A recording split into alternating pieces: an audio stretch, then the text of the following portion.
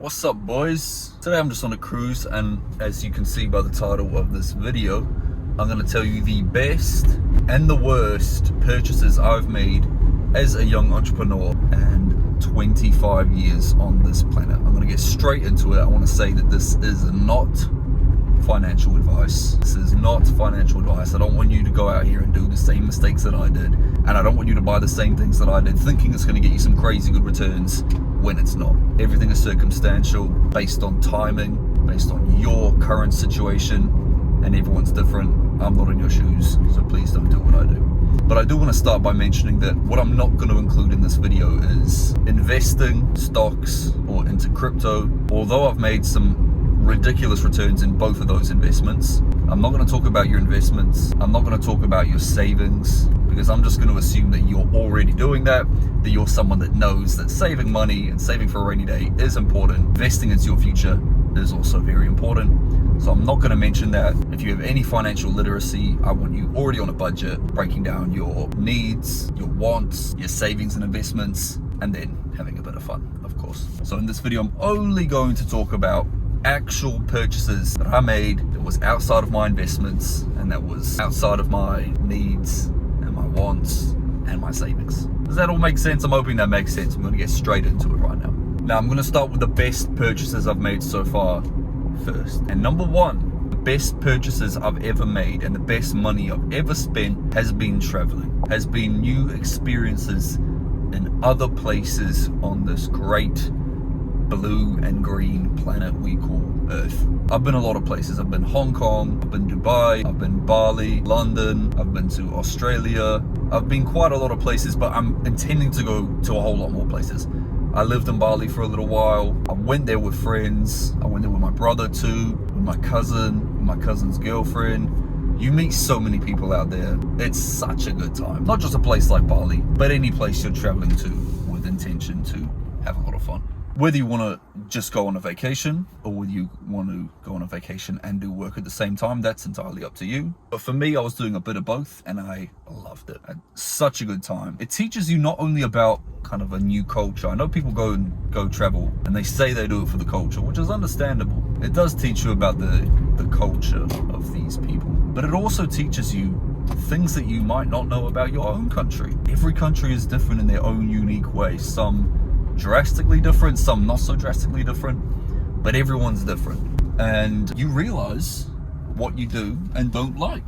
You know, if you get back to your home country and you're like, you know what, I actually like this a bit more than what I got at home, and but I'm really grateful for at home. Something for me to weigh up in the future is X, Y, and Z. Then you can do that, and you have the luxury of knowing. You know, you're just getting more knowledge. You're getting more intelligence out there. The people that just don't travel and don't know anything, they don't know what they're missing out on. The quote, ignorance is bliss, but they really take it to that next level. And if you don't want to travel, that's totally fine. Like, look, for me, I'm a New Zealander, and it's always super expensive for us to travel. Like, a ticket out of here, a return ticket, or even a one-way ticket can sometimes be at least $1,000 one way. If you're going further than Singapore, Malaysia, them ways out there, you're looking at more than $1,000. And if you're going the other way and you're going towards America, you're also looking at $1,000 one way. So I understand why people from our neck of the woods don't travel. Totally understand it. Totally makes sense if you want to save your money, invest it into your future, invest it into skills, and get better at something so you can eventually make more money. But if you want to travel, I suggest it's something you do, because if I hadn't traveled, I wouldn't have had the experiences that I've had so far. I wouldn't have been shown a different way of life, for good and for bad. For example, when I'm in Bali and I see little 5-year-old kids hustling with no shoes on, in the hood, just working their asses off for pennies, essentially. They're selling bracelets or they're selling t-shirts or hats for pennies to these tourists. It makes me think, you know what, if this little 5-year-old kid can get rejected 500 times a day, I can get rejected 500 times a day on my discovery calls, on my sales calls, on my cold calls. It's not that deep. And when I'm in a place like Dubai, for example, and I see these cars driving past and I see these humongous buildings with that name MR on them, that if you've ever been to Dubai, you know who I'm talking of, or you know at least the logo I'm talking of. I always question, who is that guy? How did they get their name there? How are they that filthy rich? How are they attached to every single building in the whole city, then that opens my mind to kind of new possibilities. So that's why I like traveling, as well as the weather, because sometimes it gets a bit rainy and cold here in New Zealand, and you open your mind up to new places, of course, and the people you meet are lovely as well. I've met some brilliant people over my travels, and I'll meet plenty more in the future. Number 2 is going to be business related, and the number 2 best purchase I've ever made is advertising. Specifically good advertising, because I've spent a lot of money on ads in my day. Don't worry about that. And when we get to the bad section, I'll tell you about the not so good ones. But when you have a good ad, for example, I'm running a lead form ad to get more leads, to get more customers, and each customer to me is worth at least $2,000 on a setup fee, and I'm paying $20 for a lead, or $30 for a lead, or $40 for a lead. You do the math. If I'm getting 100 leads in a week and I can close just 5 of them, I'm making really, really, really good money. So the best entrepreneurial purchase I've ever made would have to be advertising. Without sales, your business fails. So in my case, I'm spending money to give myself the opportunity to land more sales, to land more clients, to provide a better service. And all you can ask for is a more full pipeline again and again and again. And in my experience, that's what advertising gets you. I'm not saying you have to go out there and spend your hard-earned money right now on advertising, but at some point you're gonna have to put your foot in the water. You're gonna have to jump in. And to me, it was an all-in decision. It was, I'm spending everything. Not everything, but I'm spending good money here. If I can get the returns I think I'm gonna get, I'm gonna be sorted. And sorted I was. I had a really good 2025, so I'm very grateful for that. It is what it is. And that was one of the best entrepreneurial decisions I ever made. Spend big in advertising, stay focused on these discovery calls and these sales calls, get a certain percent of these people to turn into paying customers, and it's just a math game. How much do you put in, and how much do you get in return? It's a very, very, very simple game. Your first chunk of money is just math. It's just numbers. You know, how much do you put in, how much do you get out? It's either you're going to be spending your time or your money. If you're spending both, good things will happen. The third thing, number 3, that I have spent a lot of money on, but also retained a lot of value in. That's a key word, retained, and potentially made a bit of a profit. I'll tell you about how I've made a profit in just 1 second. Is these things. Watches, timepieces, some people call them. Watches, timepieces, luxury timepieces, whatever the fuck you want to call it. Over my days, I bought 4 Rolexes and a Franck Muller. I've spent so much money on these things, you don't even understand. I don't know why, but ever since I was a little kid, essentially, I've been collecting G-Shocks. I love G-Shocks. When I was like 16, I had like 3 G-Shocks. And when I turned, I think 19, I realized that, okay, I can work a real job and make some real money, save money, invest money, and eventually I can buy myself these watches that are gonna retain their value. If not a lot, make me a lot more money. They're at least going to retain their value, or only losing a small percent. Why would I not invest in these? I can wear my savings on my wrist. It's a double whammy. I can essentially have social proof that I am someone that owns a Rolex, that can afford a Rolex, that wears a Rolex proudly, and I'm also someone that's wearing an asset on my wrist. Now, some people might think that's dumb as hell. Totally understand. It is a bit dumb when you think about it, considering it could be robbed right off your hand. And just like that, your savings or your investment can be gone, if you want to look at it as an investment. But I truly love watches. Like, I think a male outfit, you don't need much, but it can be made up by a nice watch. That's just my opinion. You could wear shorts and a singlet and a watch that's very nice, and to me that's a good outfit. Just my opinion. Doesn't have to be right, doesn't have to be what you think. But that's just my opinion. I'm not really one for the rings and the necklaces and the jewelry and all that stuff, but a nice watch, that's all you need for a bloke. So I bought a 36 Datejust, I bought a 41 Datejust, covered in diamonds, 25 carats worth of diamonds, 30k. I bought a Root Beer GMT2, I bought a Batman GMT2, as you just saw on my arm, and I have no regrets. If I ever need the money that desperately, I can cash them out essentially at any time I want.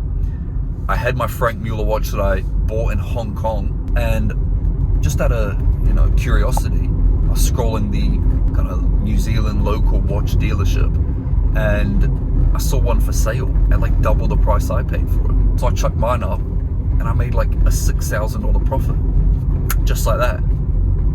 I was like, okay, this is why I got into watches. This is why I got into watches. And that Franck Muller watch, by the way, that had aftermarket diamonds. It wasn't it wasn't a natural watch anymore. It had been tampered with. It had aftermarket diamonds. It wasn't a factory set piece anymore. So yeah, watches, timepieces, whatever you want to call it, that was one of the best investments I ever made. Love wearing them. I love the conversations that I have with them. Each watch is a story. You can get them at the end of goals that you achieve, essentially. And the people that know, they know. Like they get it. When someone sees your wrist with a Rolex on, they're like, this guy's serious. Final thing, final purchase, best purchase I made with my money as a young entrepreneur would have to be good hires. Good hires. I've made a few hires in my past for my company to attempt to either, of course, make me more money or save me more time, and they fail quite miserably. But on the other hand, when you have the money coming in, when you know what you want in a hire, when you know what you're looking for, when you advertise for a new hire, you have that first conversation with them, you get to know them, you say, all right, I'm gonna work with them, you train them up, you keep practicing with them, you keep them on their toes, and then they execute, and they inevitably get the results that you're looking for in the hire. The payoff is massive.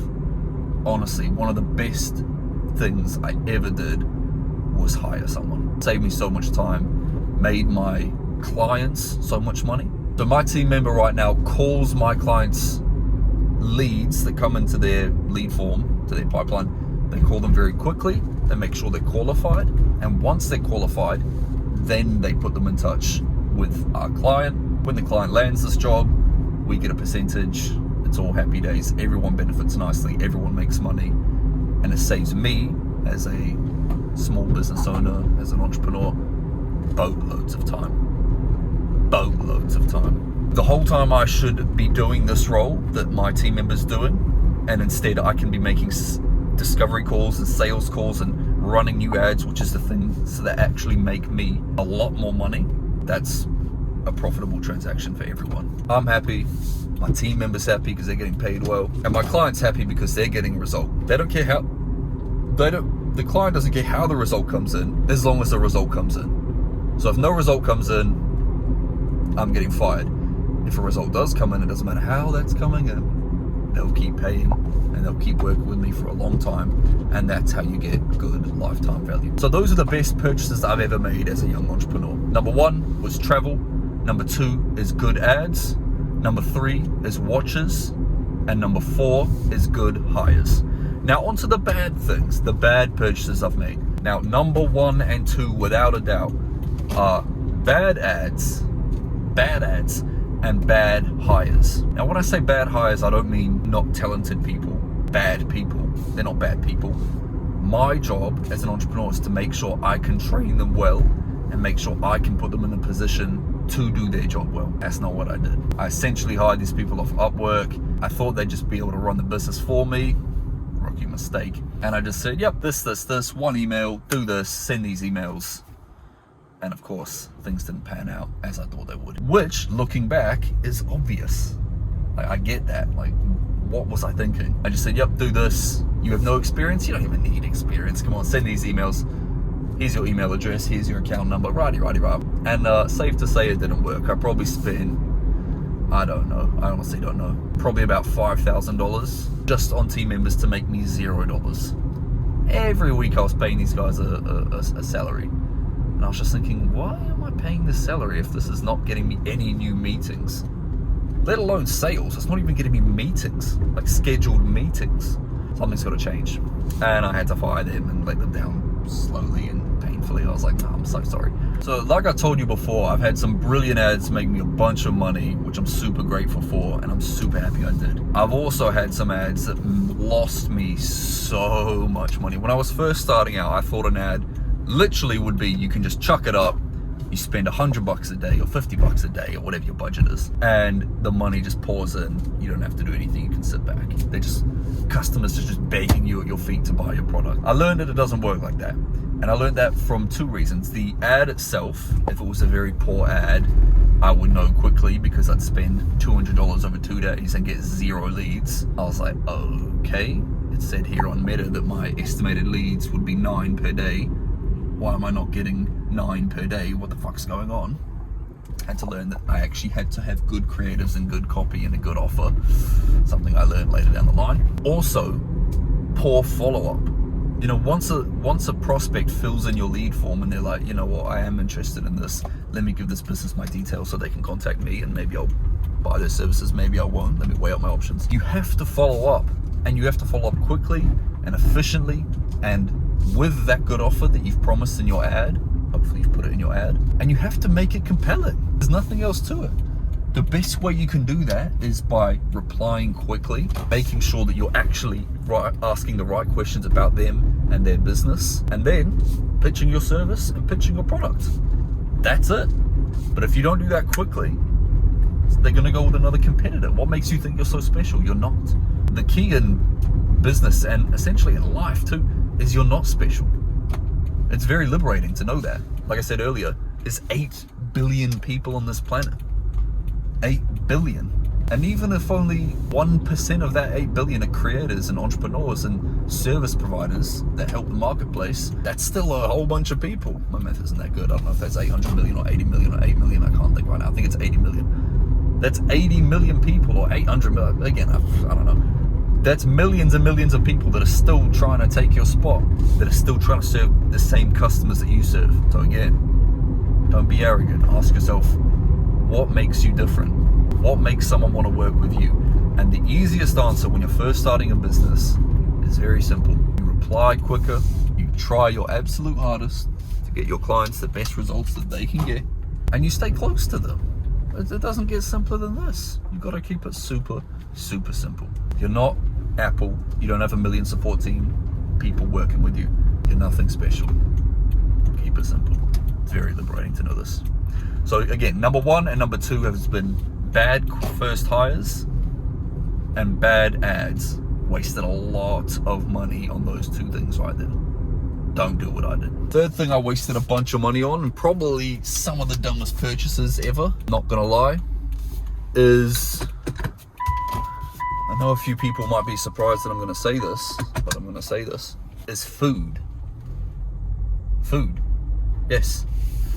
Now, I get the people that say that you should Uber Eats every day because it saves you the 30 minutes of cooking time. Totally get it. Totally understand. I'm not talking about it from that point of view. I'm talking about it in terms of the diet. If I'm trying to go on a clean diet and eat, chicken and rice and broccoli and eggs and steak and beef and bananas and apples and pears, I'm gonna save a bunch of money doing my supermarket shopping. That's number 1. But on the other side of things, I'm talking about when I'm going out to restaurants. If I'm taking a young lady on a date, or if I'm going out with the boys and I'm being the man and I'm paying for everyone's food, that adds up very quickly, especially when you're young and you have alcohol involved. Now, I don't drink. I haven't touched a drink for 5 years almost. But the alcohol really takes a toll. I actually haven't thought about it until now, but probably one of the best financial decisions or purchases I've made is actually lack of a purchase, is drugs and alcohol. No drinking, no vaping, no cigarettes, none of that rubbish has probably saved me so much money that I've been able to invest into myself and into the business and things of that nature. So add that to the best purchases section. But food, like, you don't need to spend so much on food. Since I've had Invisalign to get my teeth straight, I still got a few more months of it until it's complete, but I've realized you don't need these humongous meals with 10 snacks during the day. You need a meal in the morning and a meal in the afternoon, and to me, that's it. I'm not trying to be Brian Shaw, I'm not trying to be Eddie Hall out here. I'm trying to be a young, healthy man and can have progressive overload in the gym. I'm trying to get stronger in the gym. If I need to eat substantially more to do that, I will. But until now, I haven't had to do that. So I keep it simple. Chicken, eggs, rice, fruit, veggies, fish sometimes. You gotta keep it simple. That's my underlying factor. Don't spend so much money on these random takeaways, on these random shit foods if you care about your diet. And even if you don't care about your diet, you can make it at home, bro. I'm telling you right now, if you just want to save cash and stack money, you gotta start prepping your meals. Not to mention that you can just prep your meals and chuck them in a glass box and then chuck that in the microwave, and then your food's ready in 2 minutes, bro. You spend 2 hours on a Sunday cooking your meals for the whole week. Pretty simple like that, bro. Pretty simple like that. Take it from me. And finally, the fourth and final thing that I've spent money on, which is a terrible purchase, is designer clothes. I'm not talking about watches here. I'm not talking about watches. Watches hold their value or make you money. Like I said, even if let's say I spend 20 grand on a watch and it's a Rolex, I'm gonna be able to sell that Rolex for a minimum of 17K the next day. If the markets go up, I'll be able to sell it for a profit. If they go down a lot, I'll be able to sell it for 15K if the market tanks a lot. But I'm not losing a lot of money. If I spend $3,000 in some Louis Vuitton, no one's gonna buy that back off me. Don't get me wrong, I love designer clothes. I do. I like looking good and feeling good and smelling good, but you don't need to pay for all this stuff. I got Louis Vuitton, I got Dior, I got some Hermes and stuff like that, but you do not need it. It's honestly a waste of money, I gotta be honest. Unless you really, really care about how you look, you don't need it. Here's what you should do instead. Instead of spending thousands, because over the years I've probably spent over $10,000 on designer stuff. I'm ashamed to admit it, honestly, I'm ashamed to admit it. But instead of doing that, what you should do is this. You should go to the gym, work out, and eat good and eat healthy and all that. Put on a black t-shirt or a white t-shirt, get yourself a nice watch, if you're into that, and go get a haircut, bro.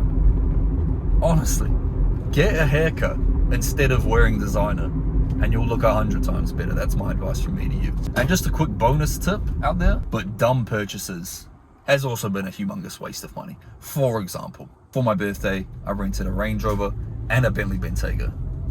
Why did I do that? I don't know. Don't get me wrong, great experience, had a lot of fun. But did I need to rent those? No, I did not. Also, did I need to get a speeding ticket on both of them? No, I did not. When I went to Gold Coast to celebrate New Year's 2 years ago, $2,000 speeding ticket and a Range Rover for going 67 kilometers an hour in a 60. 2,000. Bro, it's like 2 weeks of ads. If I stretch it along, it's like 4 weeks of ads. When you convert this money you spend on dumb stuff into ad spend, and you know your ROAS, return on ad spend, if I spend $5 and I get $20 in return, meaning I spend $1 and get $4 back, I just look at all the money I've spent on dumb shit and I think, yeah, you're a dickhead. You are a proper dickhead. So, moral of the story is learn from me. You don't need to make the same mistakes that I made, because I'm a dickhead. Trust me, I'm a dickhead. I've made them for you, and hopefully me sharing them in this video is you knowing that you don't have to make these same mistakes. That's it from me to you. These are the best purchases I've made and the worst purchases I've made. If I had to do it all again, I'd do nothing different, because it's made me who I am today as you watch this video on your computer or your iPhone. If you want to make money and spend money and save and invest money in the future, you should probably not make the same mistakes that I did. You don't need to buy anything that's going to waste your money. Anyway, I should probably leave you guys to it now. Like, comment, subscribe, and do yourself a favor as well.